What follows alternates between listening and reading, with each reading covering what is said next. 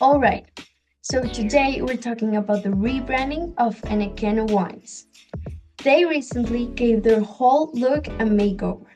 But it's more than just a new design, it's a full on strategy to connect with the younger audience and stand out in a crowded market. So, here we're gonna break down why they did it, what changed, the challenges they may have faced, and what we can learn from it. So, let's get right into it. So, did you all check out Anakena Wine's rebranding? It's quite an interesting shift. Yeah, I did. The whole strategy behind it makes a lot of sense considering where the wine industry that it's heading. Right, and that is a great case study in how that rebrand can refresh a brand's image while staying with the true roots. They knew how to maintain the essence of their origins in Cachapoal Valley, but at the same time, they adapted to new times and a more global audience. So let's just get into it. What do you think was the main reason Anakena decided to rebrand? Because I believe it was necessary. And putting myself in a client's point of view, I do believe it changed the perspective the brand gives. I think that one of the reasons is to make the brand more relevant, especially with younger customers. This taking into account they want to capture new audience while still honoring wine's origin in the Cachapoal Valley. Yeah, and I think it was also about differentiation. The market is saturated and brands need to stand out, not just in terms of quality but also through storytelling and visual. Plus, millennials and Gen Z consumers really value authenticity. Anakena had this great backstory, but the old branding wasn't emphasizing that enough. They have managed to transmit the strength and passion of the Chilean land, and that is reflected in every detail of the bottle. It's a wine that invites you to discover a new flavor and experiences. And now they've got this whole volcanic thing going on. The colors, the textures, it's really amazing the way it all ties back to the land. Exactly, the new colors like the red, black, and gold reflects the volcanic soil and the Andes. It's not just pretty; it connects with their identity. Of course, and it makes the brand feel more premium, don't you think about that? The road edge on the label, the construct in the colors, it feels bold and intentional. Yeah, and boldness is key when marketing to younger consumers. They want brands to have personality, and Disney look has that. But I wonder if this image change had affected the taste of the wine. Will it still be the same Anakena as always? Okay, so let's just list what actually changed. The logo, obviously.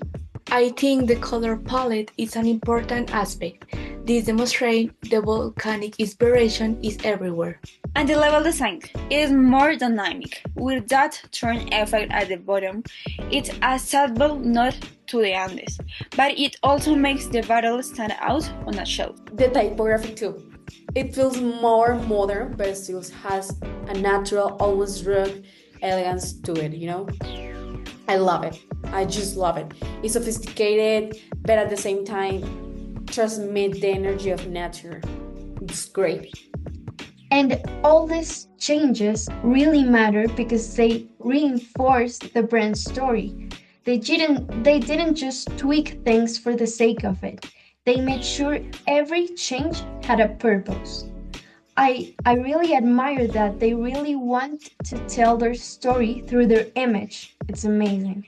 Any rebrand comes with a risk. One big one is alienating existing customers. Yeah, that is always tricky. How do you modernize without losing brand recognition? You think about that? I think Anakena handled it well.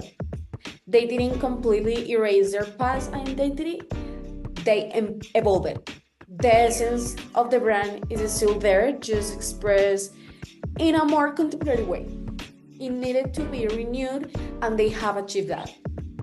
It's a one that is now up. Another risk is execution. Sometimes a great idea doesn't translate well to the final product. But in this case, the design choices seem well thought and executed properly. If there's one big takeaway, is that branding is more than aesthetic, it's about storytelling. Right. If your visual identity doesn't communicate who you are and why you're different, you're missing out. And a strong brand doesn't have to scream luxury to be premium, and Anakena found a way to make their identity feel high quality without being pretentious. It's more consistent with the story and origins. Agreed.